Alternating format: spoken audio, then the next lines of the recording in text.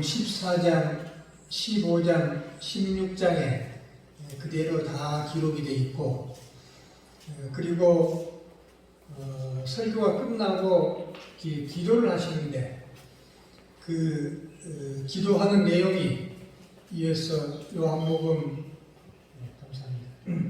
17장에 기록이 되어 있습니다. 그러니까 요한복음 14장, 15장, 16장, 17장 이 긴 내용들은 예수님께서 잡히시기 전날 밤 성만찬 자리에서 있었던 하루의 일들을 그렇게 기록했습니다. 이 요한복음을 기록한 사도 요한은 그때 나이가 20대 초반 혈기방장한 나이였는데, 그리고 나서 그 다음날 예수님께서 로마 군병들에게 붙잡혀서 십자가에 달려 돌아가시고, 그리고 또 부활하시고, 그리고 또 승천하시고, 그리고 성령께서 오시고, 그래서 이 혈기방장한 20대 초반의 사도 요한이 성령 충만해서 정말로 파란만장한 그런 생애를 살면서 60년간 열심히 선교를 합니다. 그러다가 맨 마지막에 역시 그 관원들에게 붙잡혀가지고 선교했다는 그 죄 때문에 대서양 저기 육지에서 멀리 떨어진 반모라고 하는 그 섬으로 유배를 가서 거기에서 이제 세상과 단절된 상태에서 하나님 앞에 깊이 기도하는데, 그때 그의 나이가 이미 80이 넘었습니다. 그러니까 그 반모섬에서 하나님 앞에 깊이 기도하는 동안에 이 사도 요한이 사도 복음을 쓰고 요한 복음을 쓰고 또 요한 1서, 요한 2서, 요한 3서, 그리고 맨 마지막에 요한 계시록까지 이렇게 성경을 기록을 합니다. 그가 성만찬 때 예수님으로부터 설교를 들을 때 그의 나이 20대 초반이었는데 나이 80이 돼서 오랜 세월, 60년이라는 세월이 지나서, 그때는 녹음기도 없었고 무슨 프린터기도 없던 그런 시대였는데 60년 전에 들었던 그 감동적인 설교가 마치 어제 들었던 것처럼 그가 이렇게 길게 글자 하나도 빠뜨리지 않고 예수님께서 설교하신 말씀, 예수님께서 기도하신 그 내용, 그것들을 요한복음 14장, 15장, 16장, 17장에 걸쳐서 길게 써 있습니다. 사도 요한은 다른 사도들과 마찬가지로 성령의 인도하심을 받아서 그렇게 한평생을 살았던 분입니다. 저도 이제 나이가 80대가 되다 보니까 앞으로 뭘 하겠다 하는 그런 계획보다는 과거에 있었던 아름다운 추억들을 회상하면서 여러분과 함께 아름다운 추억을 되새기고 그렇게 해서 은혜를 받는 그런 시간을 갖고자 합니다. 지금으로부터 약 30년 전, 그때는 우리 서감찰 안에 교회가 7개였습니다. 그런데 대부분의 교회들이 숫자도 아주 적고요. 그리고 재정적으로도 아주 지금보다 훨씬 어려운 그런 상황이었습니다. 그래서 그 약한 교회들이 선교는 하고 싶은데, 그런데 그 숫자도 얼마 안 되고 재정 상황도 좋지 않은 상태에서 개별적으로 선교를 하는 것은 그 지식도 없고 돈도 모자라고, 그래서 7교회가 어떻게 힘을 합쳐가지고 창구를 하나로 만들어서 선교를 해보자, 그렇게 의논들을 해서 그때 당시 대관령교회와 오대산 소수교회가 중심이 돼서 우리 서감찰 안에 7교회가 모여서 오대산 선교회를 만들고 선교를 시작하게 됐습니다. 제가 그때 기록을 찾아보니까 1994년 5월 25일 대관령 교회에서 서감찰 연합 선교대회라는 것을 개최를 했습니다. 그때는 우리 서감찰 7교회가 모이면 교회 대표자만 가는 게 아니고 전 성도들이 그 교회에서 예배를 안 하고 그 연합으로 모이는 그곳에 가서 예배를 드리는 식으로 상당히 많은 수가 모여서 그렇게 5월 25일 서감찰 연합 선교대회를 하고 그로부터 4일 후에 그러니까 5월 29일 이곳 오대산 소수교회에서 오대산 선교회를 창립하는 그런 창립총회를 하게 됩니다. 오대산 선교회가 처음 만들어지면서 우리 오대산 선교회가 선교를 해야 되는데 어떤 일을 할 것이냐. 그래서 처음 선정한 것이 그때 얼마 전까지 우리나라 축구 국가대표 선수로 있다가 그때 당시에는 그 할렐루야 축구단에서 선수로 뛰고 있던 그 오피란 집사라는 분을 그 태국의 스포츠 선교사로 파송하는 그런 일을 1994년 7월 10일 그러니까 오대산 선교회가 출범한 후 한 달 남짓 후에 오피란 선교사를 태국으로 파송하는 제1후원으로 한 달에 100만 원씩 후원하고 그 축구 꿈나무 아이들한테 축구공도 사주고 축구화도 사주고 먹을 것도 보조해주고 그런 일들로 우리 오대산 선교회 일을 시작을 했습니다. 그 후 10년간 우리 오대산 선교회는 이 작은 교회들이 모였지만 성도들의 뜨거운 기도와 하나님의 특별한 인도하심 덕분에 선교사 13분을 세계 도처에 파송하고 파송된 선교사들을 격려하기 위해서 15번에 걸쳐서 선교지를 방문했으며 세계 도처에 교회들을 개척하기도 하고 또 개척된 교회에 예배당을 건축하기도 하고 축구 꿈나무들에게 축구공과 축구화를 사주기도 하고 네팔 어떤 선교사님한테는 그 운반 차량, 그 덤프 세레스 차를 사드리기도 하고 또 미얀마의 어떤 선교사님한테는 포크레인을 사드리기도 하고 뭐 그런 거 얘기하려면 아마 오늘 어두워질 때까지 얘기를 해도 다 안 될 것 같습니다. 어쨌든 우리 오대산 선교회는 그 10년 동안 정말로 힘 닿는 대로 일하는 게 아니고 다들 힘에 넘치도록 그렇게 해서 우리 오대산 선교회는 우리 교단 안에서도 많은 큰 교회들이 아니 산골에 있는 그 작은 교회들이 어떻게 그렇게 일을 할 수 있느냐.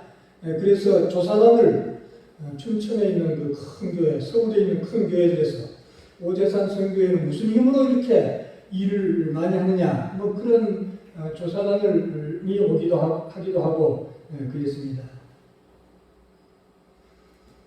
그 10년간 저는 오대산 선교회 행정 업무와 재정 관리와 그리고 선교사 파송과 선교지 방문 등 각종 프로젝트를 거의 감당을 했었습니다.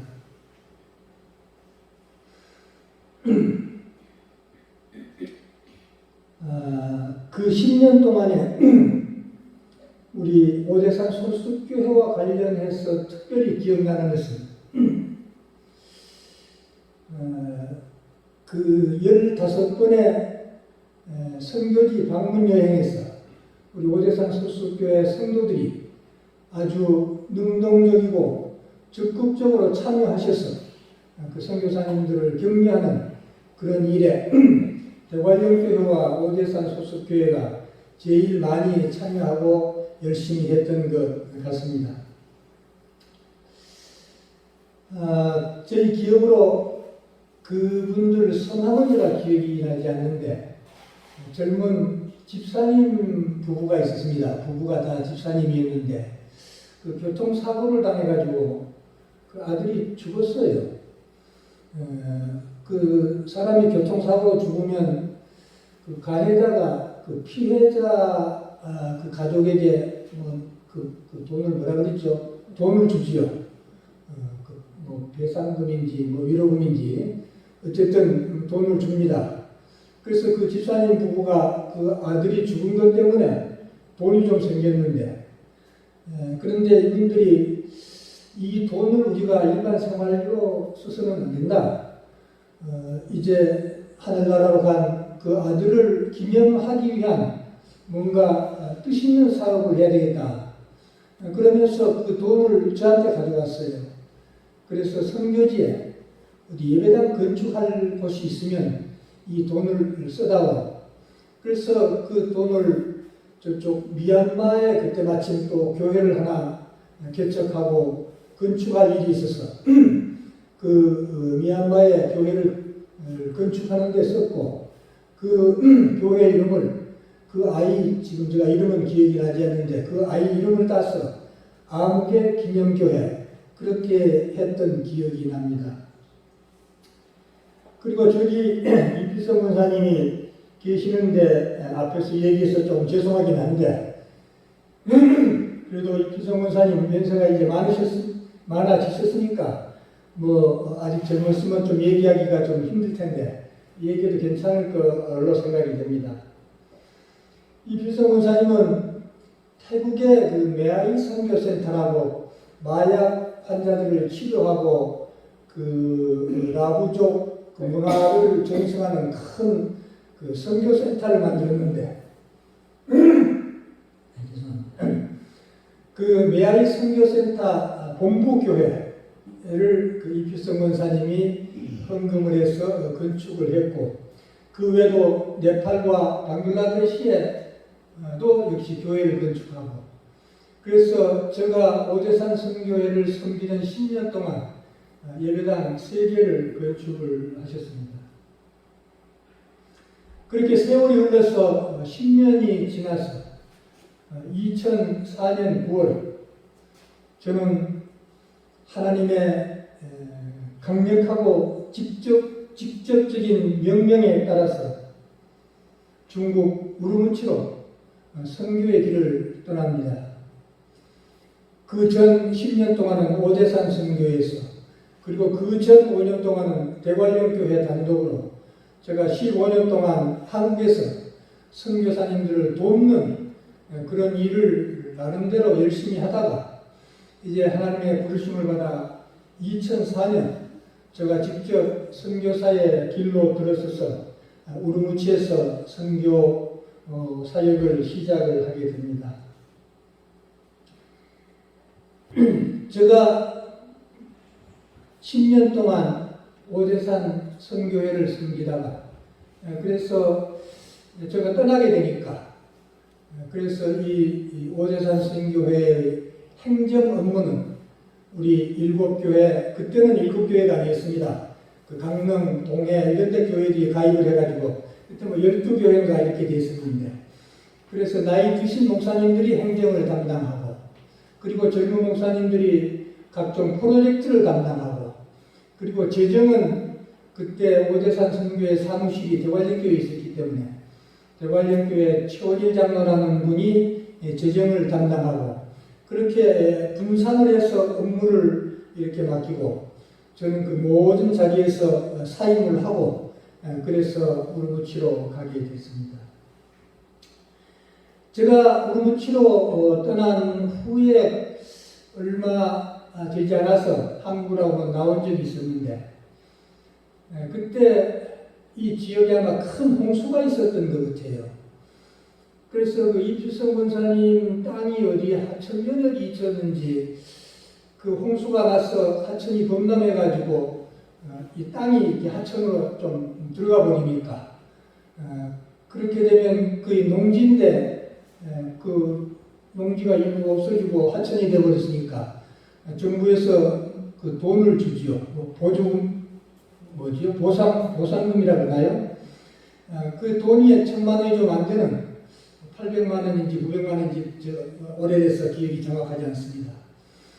그 돈을 정부에서 받았다고 그러시면서 옛날에도 예배당 건축하는 일을 많이 하셨는데 이제 선교사님 선교지에서 직접 선교를 하시니까 거기도 뭐 예배당 건축할 일이 있겠죠. 그러면서 집에 있던 돈으로 가지고 그 아구를 채워가지고 저한테 1,000만 원을 주시더라고요. 그래서 그 1,000만 원은 제가 우르무치에 있는 동안 여러 가지 일을 하는 중에 그 회교도들만 사는 동리에 가서 제가 매주 가서 전도를 하고 그래서 그 사람들 중에 예수를 믿는 사람들이 생겨나고 그런데 그곳은 그 공산국가이기 때문에 예배당을 이렇게 편하게 지을 수는 없습니다. 왜냐하면 그 외국인이 중국 사람들한테 종교에 대해서 얘기하면 첫째 종교법 위반, 두 번째 집회법 위반, 뭐 여러 가지 법에 걸리게 됩니다. 그래서 그리고 그 동네가 전부 회교를 믿는 그런 동네이기 때문에 그래서 은밀하게 뭔가를 다 해야 되는데 그래서 제가 이름을 붙이기를 우르무치 목장교회라고 그렇게 붙여가지고 그 목장교회를 주시는 1,000만 원을 가지고 건축을 했습니다.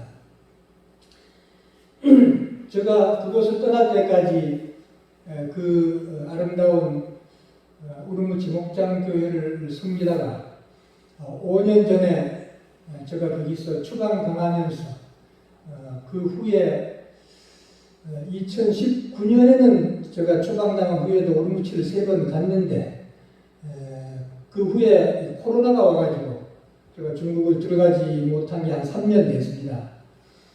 그런데 다행히 이제 코로나가 끝나고 최근에 그 보니까 비행기 값도 조금 내리고 그래서 제가 다음 달 7월 달에는 다시 그 우르무치 목장교회를 방문할 그런 계획을 가지고 추진을 하고 있습니다. 그런데 감사하게도 제가 그 중국 정부로부터 추방을 당하기 훨씬 전에 저희 그 막내 아들이 거기에서 사업을 하고 있었는데 그런데 그 홍콩에서 선교사로 파송 나온 처녀 선교사하고 이렇게 연결이 돼가지고 그래서 그 처녀 선교사하고 우리 아들하고 결혼을 해서 지금 우르무치에서 살고 있습니다. 그 결혼식은 그 중국에서 그 복권 선교사하고 홍콩에서 잔치를 했는데 그런데 한국에서 또 하기가 어려워서 한국에서 잔치는 안 하고 그쪽 그 며느리 그 집안 사람들이 한 10대분 정도 그때 한국에 왔었어요. 그리고 그분들을 제가 며칠간 모시고 여기저기 식사도 대접하고 관광지들을 가고 그랬는데 그때 우리 최 목사님이 아마 여기 무슨 호텔이죠? 오대산 켄싱턴 호텔. 켄싱턴 호텔 아마 그 신우회 그 지도를 하시는 그런 때였습니다. 지금도 그리 하시는지 모르겠는데. 그래서 목사님께서 그 카드를 주셔가지고 아주 싼 값에 그 좋은 호텔을 그래서 홍콩에서 온 그 손님들을 잘 대접했던 그런 기억도 납니다.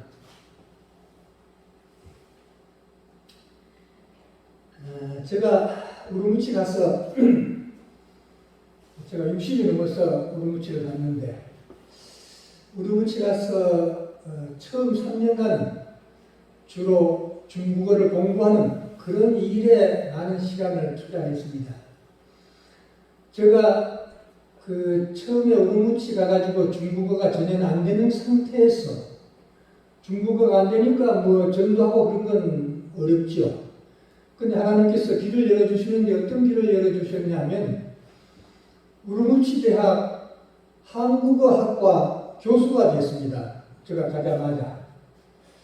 제가 여기서도 뭐 평생 대학 교수였으니까 그게 어떻게 연결이 돼가지고 한국어학과 교수가 되니까 그 그 중국 아이들이 한국어를 배우기 위해서 늘 나하고 접촉하려고 노력을 하고, 그러니까 내가 중국어를 못해도 그 아이들하고는 늘 접촉을 하고 연결되고, 그래서 그 아이들에게 처음 몇 년간은 열심히 선교도 하고 또 예수를 믿게 하고 그런 일을 하면서 3년간 열심히 중국어 공부를 했습니다. 3년간 열심히 중국어를 공부하다 보니까 그 늦은 나이에도 불구하고 그래도 중국어가 좀 되더라고요. 사람들하고 대화도 뭐 크게 불편하지 않게 하고, 어디서 전화가 와도 겁나지 않고 전화도 받고 뭐 그럴 수준이 되니까, 딱 그때 되니까 그 대만에 있는 어떤 교회에서, 대만에 있는 어떤 그 장로 교회에서 나한테 제안이 들어왔어요. 선교사님이 대만에 와서 사역 언어를 공부하게 되면 그 사역 언어를 공부하는 1년 동안 그 신학교에 등록하는 등록금 전액과 내 생활비 절반을 교회에서 부담하겠다. 그런 제안이 왔습니다. 제가 신청하지도 않았고 누구한테 부탁하지도 않았습니다. 그런데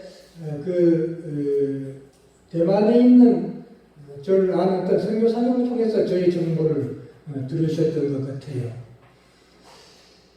그래서 그 사역 언어를 공부하기 위해서 1년 동안 대만에 제가 그 초대를 받았는데, 근데 사역 언어라는 것은 중국어로 기도하고 중국어로 설교하고 그런 특수한 언어를 사역 언어라고 그렇게 말합니다. 근데 이걸 잘 모르시는 분들은 아니 중국어만 잘하면 뭐 중국어로 기도하고 중국어로 설교하는 게 뭐 어렵냐 뭐 그렇게 얘기할지도 모르겠는데 실제로는 그렇지 않습니다. 예를 들면은 한국말을 잘하는 사람한테도 한국말로 기도하라 그러면 잘 못하는 사람이 많죠.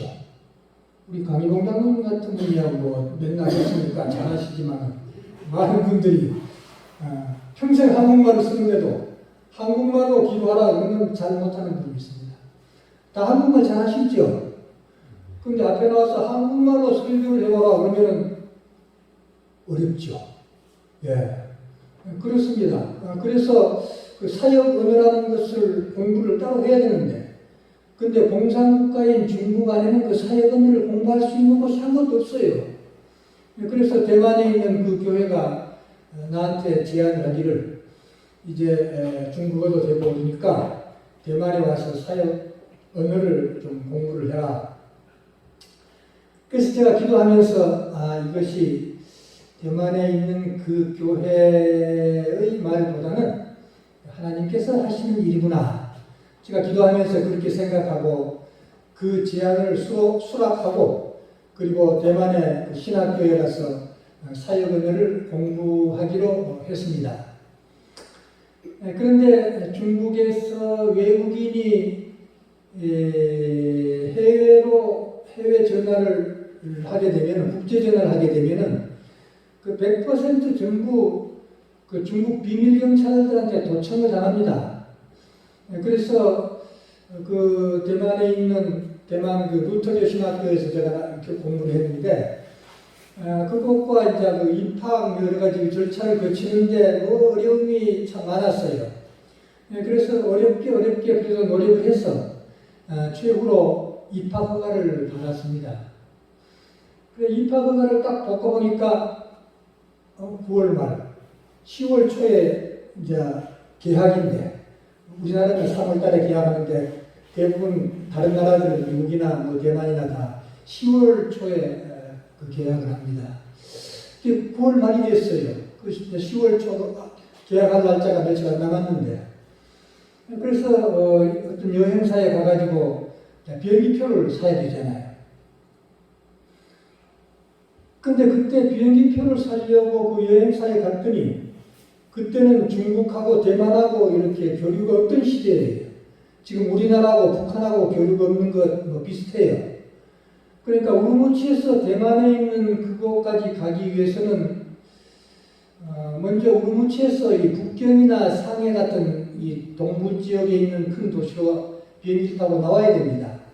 그리고 거기에서 다시 한국으로든지 홍콩으로 가든지 가가지고 거기에서 다시 그 타이베이로 가서, 근데 거기 그 교회가 또 저 타이베이에서 멀리 떨어져 있거든요. 또 국내선 비행기를 또 타야 돼요. 그러니까 우르무치에서 그 교회 나를 후원하겠다는 그 교회까지 가기 위해서 비행기를 4번 타야 되는데, 근데 여행사에 가서 그걸 알아보니까 돈이 만만하지 않은 거예요. 나는 돈이 그때 거의 없었고, 그때 당시 나는 내한테 들어오는 돈이 그때 오대산 선교에서 매달 50만 원씩 주는 그것이 전부였습니다. 그 중에 약 절반 정도는 내가 사는 그 집세에 들어가고, 나머지 그 돈으로 겨우 맛있는 건 사 먹을 엄두도 못 내고 가장 기본적으로 식생활을 해결하는 그런 상태였는데, 그런데 이제 우르무치에서 그 루터교 신학교 입학허가를 받고 그 신학교를 가기 위해서 비행기표를 사러 갔더니, 그런데 그 비행기 그 값이 그게 보통이 아닌 거예요. 호주머니에 돈은 없고, 그리고 이제 곧 학기가 시작되는데 빨리 대만은 가야 되겠는데, 그런데 비행기표는 비싸고, 제가 이렇게 저렇게 국리를 해봐도 국리가 안 나오더라고요.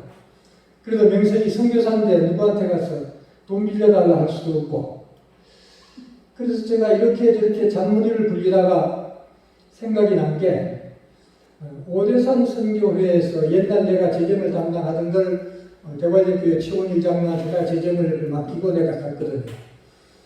그래서 매달 나한테 50만 원씩 오니까 다음 달치 나한테 올 돈을 미리 좀 가불해 줄 수 있겠느냐, 뭐 그렇게 하면은 우선 급한 불을 끌 수 있겠다, 그런 생각이 들더라고요.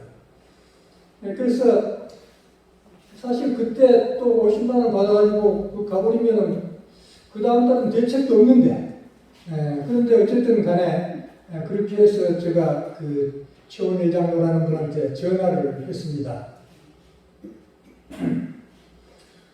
처음 전화를 하면 보통 뭐라고 그럽니까?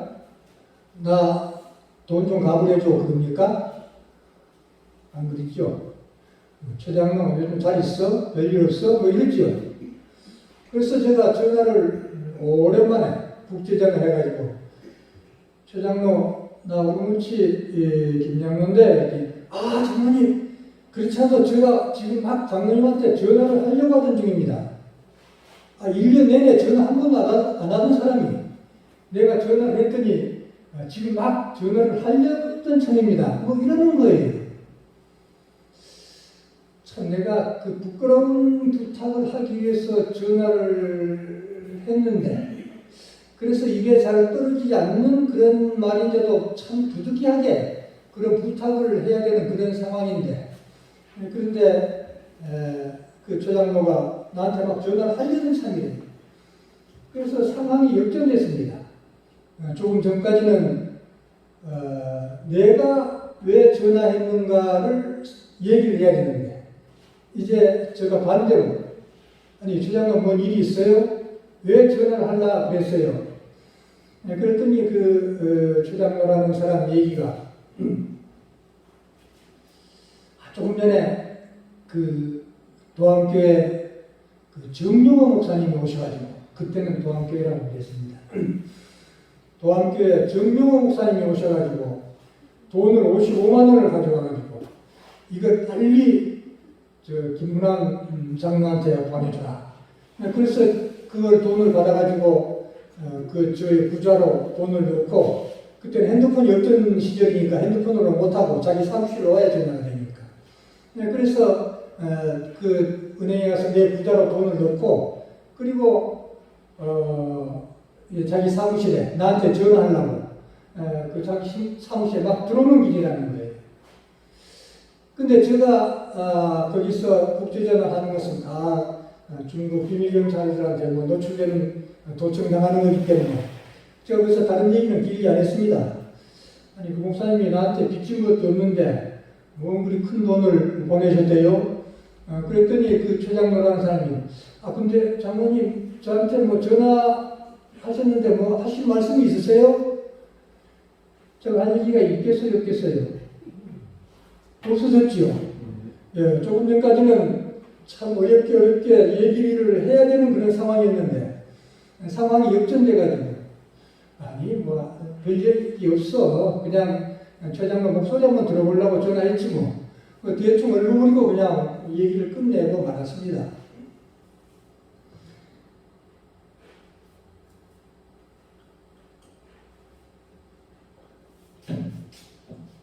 그리고 나서 얼마나 세월이 지났는지 제가 한국에 나올 기회가 있어가지고 그래 정용호 목사님을 만나가지고 목사님 그 전에 그 최원을 장로를 통해서 저한테 돈을 55만 원 보내셨던데 뭔 돈을 그렇게 보냈어요? 저 물어봤습니다. 그 중국에서 그 뭐 전화로는 그런 얘기 못하고 한국에 나와가지고 물어봤더니 정용호 목사님이 그러시는 거예요. 하루는 그 이필성 권사님이 돈을 55만 원을 가져와가지고 내가 그 시간 날 때마다 그 중국에 가 있는 김문함 선교사를 위해서 늘 기도를 했는데 그런데 그 잠깐 장로님 모습이 비치는 게 늘 편안한 모습이었는데 오늘 아침에 교회 와서 기도를 하는데 환상이 훅 지나가는데 그 김문함 장로 모습이 돈 때문에 많이 어려워하는 그런 환상이 쓱 지나갔다는 거예요.